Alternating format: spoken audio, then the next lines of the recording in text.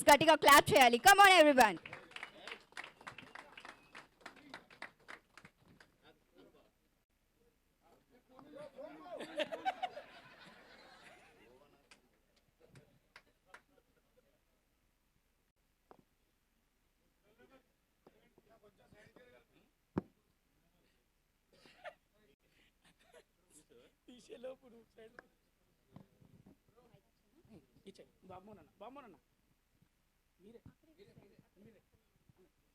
పరిగెత్తాను. అటు కదా ఇటు అన్నారు. What is this? నేను ఒక ఆఫీసర్ ఉద్యోగం చేసుకుంటూ ఈ సినిమాలో దేవదు నో యాక్టింగ్ అని డిసైడ్ అయిన తర్వాత ఒక 3 monthsకు నాకు ఎట్లొచ్చిందో ఒక పిలుపు వచ్చింది ఒక సినిమాలో నటించడానికి. ఎవరితో అంటే బ్రహ్మానందం గారి కాంబినేషన్ అండి అన్నారు. అబ్బా ఇది ఛాన్స్ అనుకొని బాగా ఆలోచించడం మళ్ళీ ఈ సినిమా వదలకూడదు, చేయాల్సిందే అనుకున్నా. ఆ ఛాన్స్ రాకపోతే అసలు నేను నటించేవాడిని కాదు, వద్దనుకున్నాను. సరదాగా నాటకాలు వేసేది, స్టూడెంట్గా బయట నాటకాలు వేసేది, ఓకే అనుకున్నాను. కానీ ఆ సినిమాలో నేను నటించకపోతే అసలు నేను స్టార్ని అయ్యేవాడినే కాదు. అది మా బావను కలిసిన రోజున ఆ రోజు షూటింగ్లో బ్రహ్మానందం గారు అని మాట్లాడాను. ఇవాళ ధైర్యంగా బావ అని పిలుచుకుంటున్నాను. పనికొస్తాడులే అని మా చెల్లెని ఇచ్చాను. సరే ఓకే పర్వాలేదు బావా. కనుక నా బావ గురించి పొగిడితే దిష్టి తగులుతుంది. మా బావ ఏంటో నాకు తెలుసు, మీకు తెలుసు. ఆకాశం అంత బావ మా బావ. మేము షూట్ చేసేటప్పుడే నేను ఎన్నిసార్లు నవ్వానో ఆ కోతి ముఖం చూసి, ఆ ఎక్స్ప్రెషన్స్ చూసి. మేము ఎంజాయ్ చేస్తూ నటించాము. నాకంటే సీనియర్ అని నేను ఎప్పుడూ అనుకోలేదు. అంత బాగా కలిసిమెలిసి ఒక ఫ్యామిలీ మెంబర్స్ లాగా అసలు నైట్ అండ్ డే పరిగెత్తి ఎటు పరిగెత్తామో ఏం చేశామో 6 షిఫ్ట్లు పనిచేస్తూ మళ్ళీ మేము ముగ్గురం కలుసుకోగానే అసలు నేను, నా కోటన్న, మా బావ, ప్రొడ్యూసర్లు కొంతమంది మా మీద కోపం వచ్చేది. మేము రాజమండ్రిలో ఉన్నాం అనుకోండి 3 రూములు వరుసగా ఉండేవి. వైజాగ్లో ఉన్నాం అనుకోండి 3 రూములు వరుసగా ఉండేవి. కానీ మేము మాత్రం ముగ్గురం ఒకటే రూమ్లో ఉండేది. ప్రొడ్యూసర్లు ఏమైనా మీరు ఒకే రూమ్లో ఉంటారు కదా, ఒకే రూమ్లో తింటారు, 3 రూములు ఎందుకు, 2 రూములు దంటకు కదా అనేవాళ్ళు. అదే ఇది అనేది. కరెక్ట్గా భోజనాలు అయిపోయి ఇక మా గోలంతా అయిపోయాక, గోలంత అంటే తాగుడు గీగుడు అనుకున్నారు. ఇక మా అల్లరి ఎంజాయ్ చేసి చాలేరా అని ఆయన అనేవాడు, ఏరే కోట అని ఈయన అనేవాడు. మధ్యలో నేను ఎంతో జాయ్ఫుల్గా ఉండేది మా షూటింగ్. మేము ఎంత అలసిపోయినా కూడా అలసట మాకు వచ్చేది కాదు మేము ముగ్గురం ఉంటే. అలా ఎన్ని మా బావతో జ్ఞాపకాలను చెప్తే మీకు బోరు కొట్టుద్ది. ఏంటి ఈ సోదబాబమోహన్ అని అనుకుంటారు. కాబట్టి నేను ముగిస్తూ నా బావని మరొకసారి ఆ భగవంతుడు దీవించాలి. నిండు నూరేళ్ళు నా బావ, నా చెల్లి నిండు నూరేళ్ళుండి ఇంకా ఎందరికో ఆదర్శంగా మా బావ 100కు పైనే జీవించాలి, ఆయురారోగ్యాలతో ఉండాలి అని కోరుకుంటూ సెలవు తీసుకుంటున్నాను. నమస్కారం. Thank you sir. Thank you so much for your valuable work.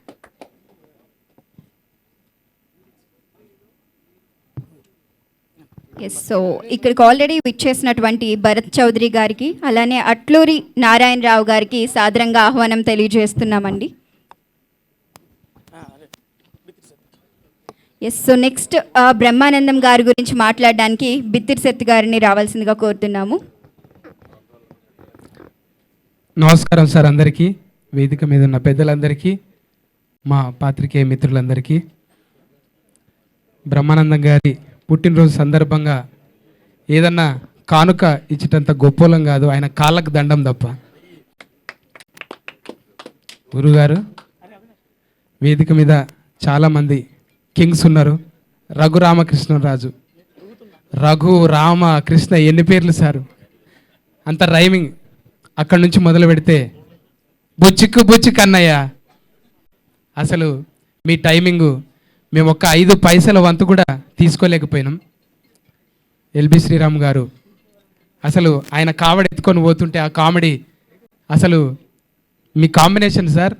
మేము మాకున్న బంధం ఏంటంటే మీతోనే. బ్రహ్మానందం గారు మా చేవెళ్ళలో ఒకసారి కనిపించింది అనమాట. ఒకసారి కాదు, ఎప్పటికి వారం వారం కనిపిస్తుండే. ఏం సార్ ఇక్కడ పోలీస్ స్టేషన్ పక్కన తిరుగుతున్నారు అంటే, ఆయన వాల్ పోస్టర్లు పోలీస్ స్టేషన్ గోడ మీదనే ఉంటుండే అనమాట.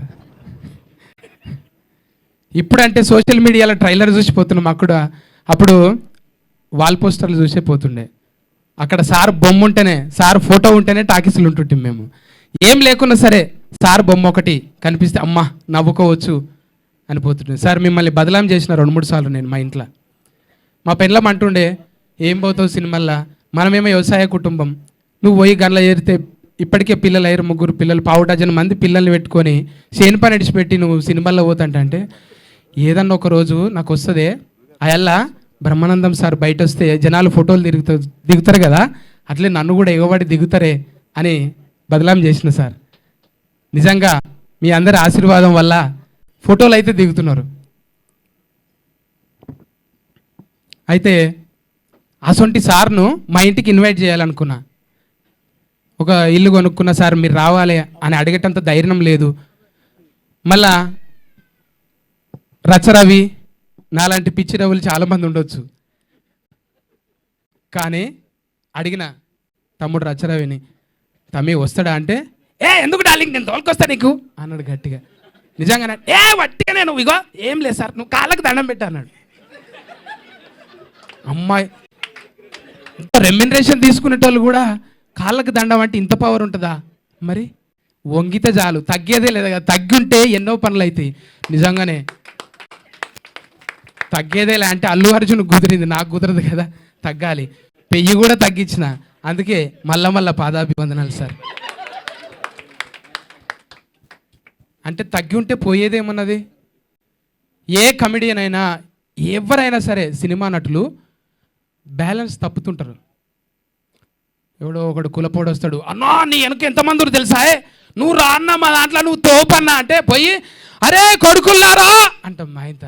తర్వాత చూసుకుంటే అమ్మ ఎవరు లేడేందిరా, ఏడు పోయినరా జిందాబాద్ అమ్మా, ఇట్లా అవుతుంటుంది. అంటే బ్యాలెన్స్ తప్పకుండా, కాంట్రవర్సీ లేకుండా అది గురువు గారికి ఒక్కరికే సాధ్యం. అది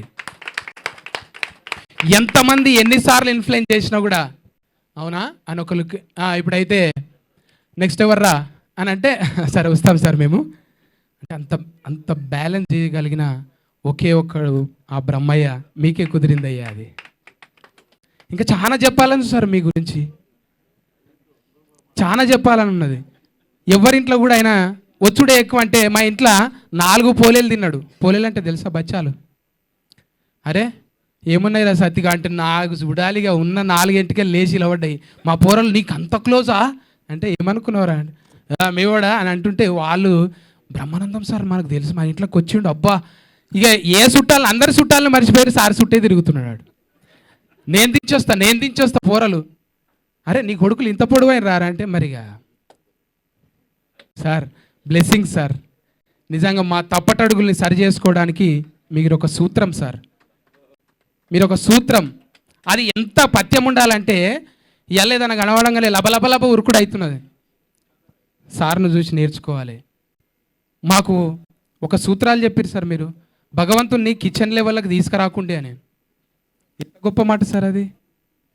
అంటే నేను అది తిన్నా, ఈడున్నా, ఆడ తానం చేయలే, శుభ్రంగా లేను అంటే మనము తల్లితోని కూడా ఒక్కొక్కసారి మనం పరస్కమాడతాం. అమ్మ నేను దొంగ, నువ్వు పోలీస్, నాయనా నువ్వు అది, నేను ఇది అంటే పాత్రలు చేంజ్ చేసుకుంటుంటాం. కానీ మనం కొలిచే దేవుణ్ణి కూడా ఒక్కొక్కసారి అంటారు, ఉన్నావా అసలు ఉన్నావా, ఉంటే కళ్ళు మోసుకున్నావా, ఈ లోకం కుళ్ళు చూడకున్నావా అంటే ఆ పాటలు దేవుణ్ణే తిట్టినట్టు ఉంటాయి. మరి అప్పటి సోషల్ మీడియా లేదు, ఒక్కటి పొల్లు పోయినా ఇప్పుడు రేపు పొద్దుగాలు ఉంటారు చూడు, నోరు జారిన బిత్తిరి సత్తి వాయమ్మా అవి పెట్టలేక ఆ కామెంట్లు చూడలేక మనం బతికేదే అనలే కదా. మన బతుకులనే జోకులు ఉంటాయి, మన బతుకుల పాటలు ఉంటాయి, మన బతుకుల ఎన్నో పరాశకాలు ఉంటాయి. ఒట్టి పరాశకానికే పరాయి దేశం పోయినట్టు ఫీల్ అవుతుంటారు. అవన్నీ దయచేసి చేయొద్దు. ఈ కెమెరాల సాక్షిగా అడుగుతున్నానండి. పొరపాటున ఎమోషనల్గా కొన్ని మాట్లాడుతుంటాం అంటే అమ్మ మీద పరాశకం అన్నట్టే. అమ్మతో పరాశకం ఆడమా మనం?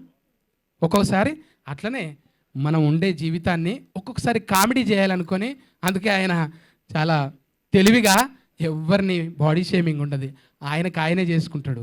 ఇప్పుడు నేను ఎట్లయితే సందు పనులు అనుకుంటా, డొప్ప చెవులు అనుకుంటా, తొట్టి కడుపు అనుకుంటా, అట్లా మా మీద మేమే జోకులు వేసుకొని నవ్వించడానికి ప్రయత్నం చేసే, అది తప్ప కాంట్రవర్సీ ఎక్కడ ఉండదు. గురుగారిని ఆదర్శంగా తీసుకొని, గురుగారు మీకు నెంబర్ అనేది 70 అనేది ఒట్టిదే సార్. మీరు ఎన్ని తరాలు, ఆ తరాలకు సరిపోయే మీరు కామెడీ బ్రహ్మ సార్. మీ ఆశీర్వాదం ఎప్పుడు ఉంటూ 3వసారి గురుగారు ఇంకా మాట్లాడుకుంటూ పోతే ఎన్నిసార్లు అవుతుందో నాకే తెలియదు. గురువుగారు అంటే అన్నిసార్లు దగ్గరకు పోతే బ్లూటూత్ ఆన్ అవుతుంది, కొంచెమన్నా ఒక 5 పైసల మందమన్న నెత్తిలోకి వస్తుందేమని దగ్గరకు వచ్చుడు సార్. ఎప్పటికీ దగ్గరికి రాలేం కదా sir. Thank you sir. Raghubabu అన్నయ్య, అట్లనే ప్రగతి గారు, చాలామంది ఉన్నారు. మీ పేర్లు సార్. పృథ్వీ అన్నయ్య, థ్యాంక్ యూ అన్నయ్య. ఉత్తేజ అన్నయ్య అంతా ఉత్తేజపరచలేనేమో కానీ, TV5 మూర్తి అన్న ఎక్కడవే, అంత పూర్తిగా నేను మాట్లాడలేనేమో కానీ కొంచెం ఏదో మడత పెట్టి థ్యాంక్ యూ గురుగారు, థ్యాంక్ యూ. లాస్ట్ సార్ ఇది ఒక